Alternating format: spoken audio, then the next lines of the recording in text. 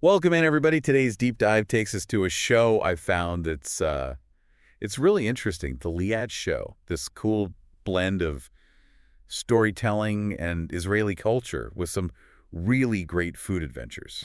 I know I was drawn to Liat Portal herself. She calls herself an architect, but Right. Not in the traditional sense. no, like she's the daughter of an architect, but she sees herself as an architect of stories. Oh, that's a cool way to put it. And she really weaves those life experiences into all these different topics she covers, music and food and art. Even entrepreneurship. Yeah, all kinds of things. She's got this phrase she uses, Foodie Disorder. So it's like she's obsessed with food, She's obsessed with exploring food, where it comes from. You can really see that in her work. which especially shines through when she talks about Israeli cuisine, and particularly this dish, shakshuka. We'll get to that. Yes. But first, for those who haven't encountered the Liat Show, can you give us a rundown of what it's all about? Sure. It's a reader-supported publication. So basically, it's funded by people who love her work and want to see more of it. It includes written stories and podcasts, all based on Liat's personal experiences. Interesting. And she uses that as a way to kind of explore Israeli culture. And one of the things that makes the Liat Show unique is that it's released in episodes, almost like chapters in a book over several days. Oh, that's really different. So it's not your typical podcast format, more like a serialized story. Right. Which makes sense, given Liat's background as a storyteller. Yeah. But, one thing that really stood out to me in the material was her, I don't know, her love for tomatoes. Yes. She talks about them a lot, even childhood memories of enjoying them in Israeli cuisine. That brings up a classic debate. Is a tomato a fruit or a vegetable? Yeah, it's one of those things we kind of take for granted. Technically, it's a fruit because of the seeds, but We use it like a vegetable. right, we use it as a vegetable in cooking, and I think that's part of what makes food so interesting. Sometimes it doesn't fit neatly into these scientific categories. Totally. And speaking of interesting, did you know that tomatoes are the second most consumed vegetable in the U.S.? Wow, really? Only potatoes beat them out. Huh. I was amazed by that. Yeah, it really makes you realize how much we depend on them in our cooking. Imagine a world without tomatoes, no pizza sauce. No ketchup. Crazy, right? It's almost unthinkable. It is. I mean, could we even survive without tomatoes? It's a good question. I mean, from a purely nutritional standpoint, sure. But Mhm. would life be the same without that burst of flavor, that color that tomatoes bring to the table?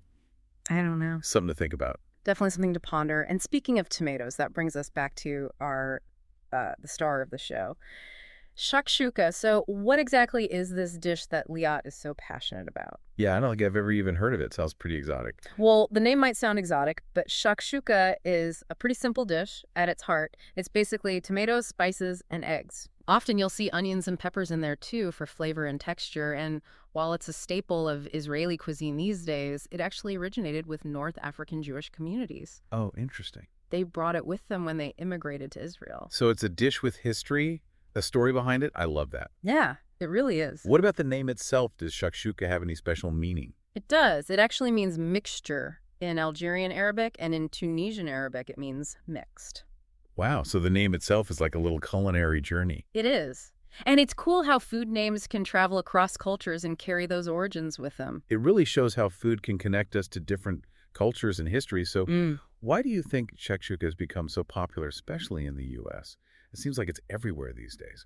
Yeah, I think there's a few reasons. First, there's the whole rise of brunch culture in the U.S. Oh, yeah? And shakshuka, with its hearty, savory flavors, it just fits into that brunch time craving. It's a more exciting option than your typical eggs and bacon. Plus, it's really photogenic, all those colors, the egg yolks. It's made for Instagram. Definitely, and you can't forget about the health factor. It's pretty light compared to other brunch options out there. And good for you. Yeah, it checks a lot of boxes for today's health-conscious consumer.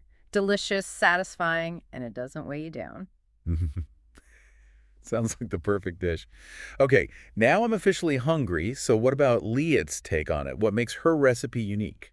Well, she really emphasizes using ripe tomatoes Oh, of course, makes sense. for maximum flavor. And in terms of spices, she uses a blend of paprika and cumin, which adds a nice warmth. Uh-huh. And for those who like it spicy, a little cayenne or chili flakes. But really, she encourages people to experiment with spices, adjust it to their liking. So it's like she gives you the foundation, and then you can make it your own. Exactly. And then, of course, you crack those eggs right into the simmering tomato sauce, and she recommends serving it piping hot with some fresh bread to soak up all that delicious sauce. No, that sounds amazing. Simple, but packed with flavor. It does.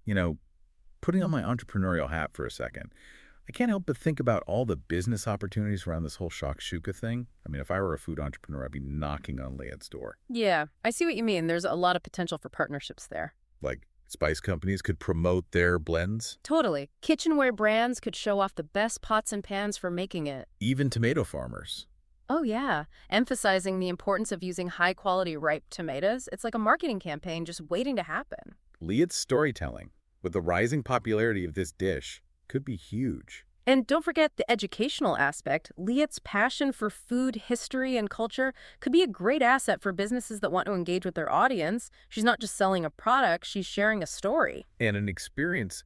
I like that, speaking of sharing experiences, I'm really intrigued by the format of the Liat Show. You know, it's released in these episodic chunks, like chapters in a book, right? It is. It's clever, keeps people coming back for more, like a serialized novel for foodies and culture enthusiasts. Each episode leaves you wanting more. Yeah, you get hooked, wanting to see what happens next. Definitely a more immersive and intimate experience than just listening to a typical podcast. Yeah, you really feel like you're on this journey with her, discovering new things along the way. And that sense of discovery goes beyond the culinary world.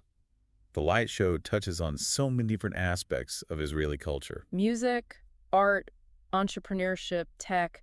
It's a really great way to broaden your horizons. Learn something new. Exactly. It's like a deep dive into a whole different culture led by this expert storyteller. And we can't talk about the Liat Show without mentioning it's a reader-supported model. Yeah, this is a project fueled by passion and the generosity of the audience. That's pretty special, a community-driven project where the audience is part of the show's creation. I think it speaks to the power of authentic storytelling to build a loyal following. It does. People are hungry for more than just entertainment these days. Yeah, they crave genuine connection, meaningful stories, and experiences that enrich their lives. And that's what the Liat Show delivers, something that nourishes the mind and the soul. And if you want to check it out for yourself, the Liat Show is available on a bunch of platforms. Like where?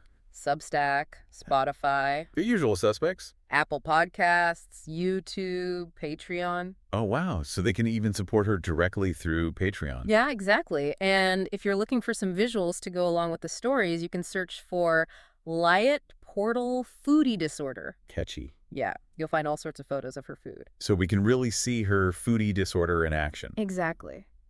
But before we finish up this deep dive, I have a question for you. Well, for all of our listeners, actually. Okay, I'm intrigued. Shoot. So we've been talking about Liat's passion for shakshuka, this dish that's started in North Africa and is now like this global thing. Yeah, it's amazing how food travels like that. It is, and it makes me wonder what other hidden culinary treasures are out there just waiting for us to discover them. That's a great question. Like, what else is out there?